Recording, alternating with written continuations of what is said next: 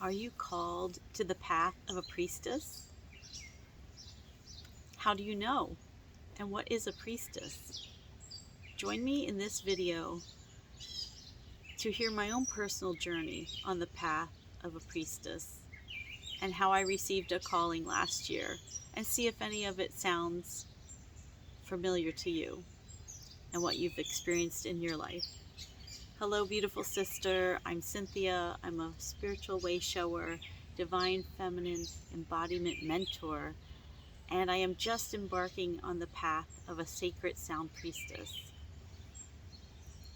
Last year, on June 10th, 2023, I met with a very powerful group of women online. We were all to be meeting each other in a few weeks in Glastonbury, England, for the Rose Womb Mysteries of Avalon, which is a beautiful, sacred, sexual awakening and healing retreat. It changed my life, and I'm going back there this year, and I invite you to follow my journey there this year too. But today I want to talk to you about what happened last year. So on June 10th, as I mentioned, I met with Amrita Grace and our group of women. And then 4 days later, on June 14th, I was driving in my car just down the hill, down the road to Home Goods, a store I love, to get something.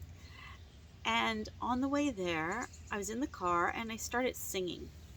I just started singing, I am free, I free my voice, I speak my truth, I help others free their voice. And I was singing that over and over on the way to the store. I pulled into the parking lot and I started sobbing. I was just overcome with emotion. I just had to sit in the car and cry for a few minutes. I still don't even know what that was about. It just happened. And as I was sitting in the car crying, as soon as I started to calm down and be more peaceful, I had a visual with my third eye of myself and the top of my head, something popping like a cork off of the top of my head, like a champagne bottle just popping and stuff shooting out. And I understood that that was my power and my spiritual gifts and all good things. It was a really powerful moment. And I was a little overwhelmed, a little overcome. And I felt the sense of a priestess calling in that moment. Still didn't really understand what a priestess was. Fast forward to when I went over for the retreat. Right before we went to the retreat, we had a few hours in Glastonbury, the town itself, and I went into the goddess house. I met Kaya May there, a Melissa of the goddess house, a wonderful priestess. And she let me roam through the different rooms they have in there. They have different rooms set up to different goddesses. One for Bridget and Rihanna. And I walked into the first room and it was a lot of purple. And you can tell I love purple. It's my favorite color. I walked in and I was immediately overcome with such a deep sense of home and belonging and I started crying.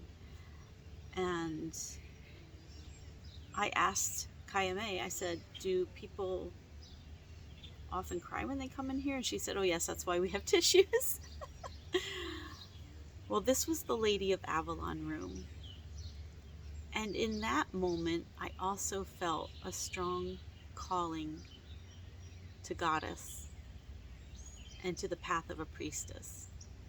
I felt it with every fiber of my being. but logically in my mind, I still had no idea what the hell that meant. I really didn't. And when I got home, I didn't understand how to choose a path to become a priestess. I saw that there were so many different avenues to choose. I didn't know how I would ever even decide which one to choose. But I was led to Elsa Field, and I found out she is a sacred sound priestess of Avalon. And as soon as I learned about her and heard her music, I was immediately drawn to working with her and to that path. And I'm so excited that I just started on this path on Tuesday. So I'm so excited to finally be on this path. She offers that training once a year, and I had to wait, half a year for that to start. So what I've learned so far, what my understanding of a priestess is someone who is on the path of the divine feminine, who wants to live their lives in devotion and honor to Goddess in all her forms. And a priestess, the type of priestess you are, can take many forms. There are priestesses who work with plants.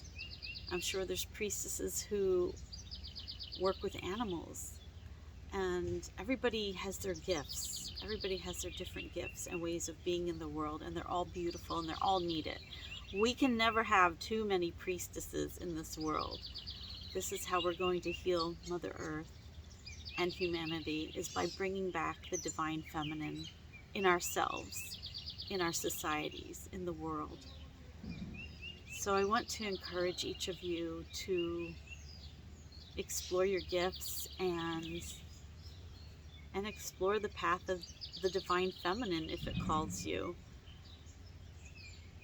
I think that's all I really wanted to share on this video. It's a little short, but I will put some links below, and certainly to Rita Grace's work.